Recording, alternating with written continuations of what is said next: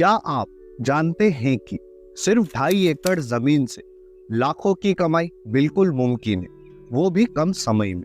जी हाँ, अगर आप सही योजना और तकनीक से सितंबर के महीने में आप अपनी 2.5 एकड़ जमीन से लाखों रुपए कमा सकते हैं। आज हम आपको एक ऐसा ही 2.5 एकड़ का कृषि मॉडल दिखाने जा रहे हैं, जिसमें हमने एक एक इंच जमीन का सही से उपयोग किया है, जिससे आप कम समय में बेहतर मुनाफा कमा सकते हैं। तो आइए जानते हैं इस 2.5 एकड़ के मॉडल की पूरी कहानी, जिसमें खेती के साथ साथ कमाई के कई अवसर आपका इंतजार कर रहे हैं।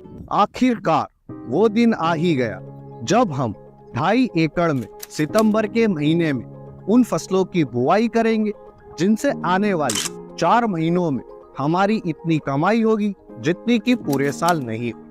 यह हमारी इस मुहिम का चौथा और सबसे महत्वपूर्ण वीडियो है, क्योंकि यही वीडियो डिसाइड करेगा कि हम हमारी शपथ को पूरी करते हैं या नहीं। अगर आप भी हमारी इस मुहिम से जुड़ना चाहते हैं तो इस वीडियो को लाइक करें और कमेंट सेक्शन में लिखें हाँ। सबसे पहले अपने 2.5 एकड़ के खेत को 5 बराबर हिस्सों में डिवाइड कर हम समझने के लिए इन्हें नाम दे देते A, B, C, D, E। अब हम इन 5 हिस्सों में कुल 9 फसलों की बुआई करें। तो आइए जानते हैं कौन कौन सी फसलें बोई जाएगी जिससे आपको अच्छा मुनाफा मिलेगा। खेत के पहले हिस्से ए में आप अगेती मटर की फसल लगाएं। हम खेत के इस हिस्से में अगेती फसल की बुआई कर रहे हैं।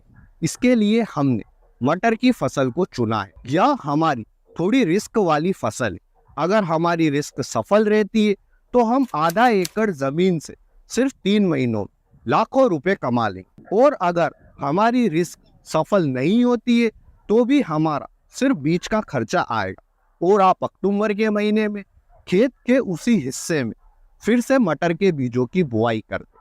वैसे भी अक्टूबर का महीना मटर की खेती के लिए सबसे उपयुक्त है, इसलिए हम थोड़ी रिस्क लेकर हमें मटर का भाव अच्छा मिले, इस कारण हम अगेती मटर के बीजों की बुआई 15 सितंबर से 30 सितंबर के बीच में करेंगे। अगेती मटर की खेती किस तरह से करें, इस पर मैंने डिटेल में एक वीडियो बनाया है, जिसे आप हमारे चैनल पर जाकर देख सकते हैं। खेत के दूसरे हिस्से बी में मेथी, पालक और धनिया की फसल लगाएं। ये तीनों ही फसलें वे फसलें जो कि हमें कम समय में अच्छी कमाई करके देगी, क्योंकि मेथी की फसल 30 से 35 दिन में हार्वेस्टिंग पर आ जाती है। पालक और धनिया की फसल 40 से 45 दिन में हार्वेस्टिंग पर आ जाती है। यानी कि हम कह सकते हैं कि 2.5 एकड़ के इस मॉडल में इन 3 फसलों से हमें सबसे पहले कमाई मिलना चालू होगी। इन तीनों फसलों में हमारी लागत बहुत ही कम आती है, इस कारण हम अगेती मटर की खेती का रिस्क ले सकते हैं, यानी कि इधर से पैसे बचाकर उधर खर्च कर सकते हैं। सितंबर महीने की शुरुआत में ही आप मेथी, पालक और धनिया के बीजों की बुआई कर लें। मेथी, पालक और धनिया की खेती कम लागत में किस तरह से करें, इस पर भी मैंने डिटेल में वीडियो बनाया है, जिसे आप चैनल पर जाकर देख सकते हैं। खेत के तीसरे हिस्से सी में लहसुन की फसल लगाएं। ध्यान रहे कि लहसुन की बुआई हमें तभी करना है जब हमारे एरिया से मानसूनी बारिश समाप्त हो जाए। आपको लहसुन की बीजों की बुआई में कोई भी जल्दबाजी नहीं करना है। जब आपके एरिया से मानसून चला जाए उसके बाद ही आपको लहसुन के बीजों की बुआई करना है। फिर चाहे मानसून सितंबर के अंत में जाए या फिर अक्टूबर महीने की शुरुआत में, आपको लहसुन के बीजों की बुआई मानसून जाने के बाद ही करना है। हो सके तो आप अक्टूबर के महीने में ही लहसुन के बीजों की बुआई करें। वैसे भी लहसुन की फसल एक लंबी अवधि की फसल है, जिससे हमें कमाई 2025 में देखने को मिलेगी। इस साल और पिछले साल लहसुन का जो भाव है वह किसान भाइयों को काफी अच्छा मिला था, इसलिए हमने खेत के इस हिस्से में लहसुन की फसल लगाई है, जो कि लंबी अवधि की फसल होने के साथ साथ कमाई का एक अच्छा विकल्प भी है। खेत के चौथे हिस्से बी में फूल गोभी और पत्ता गोभी की फसल लगाएं। इन दोनों फसलों की नर्सरी आज ही लगा दें।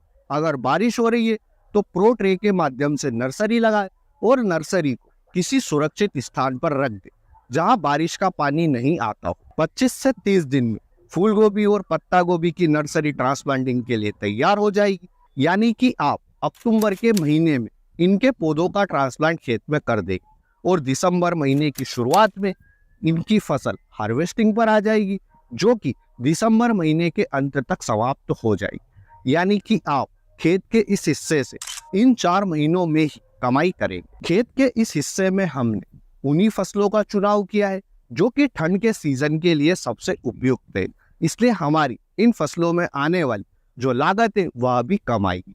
खेत के 5वें हिस्से ई में आप बैंगन की फसल के साथ चुकंदर की फसल लगाएं। आप समझ ही गए होंगे कि खेत के इस हिस्से में हम बैंगन की फसल के साथ में चुकंदर की इंटरक्रॉपिंग करेंगे।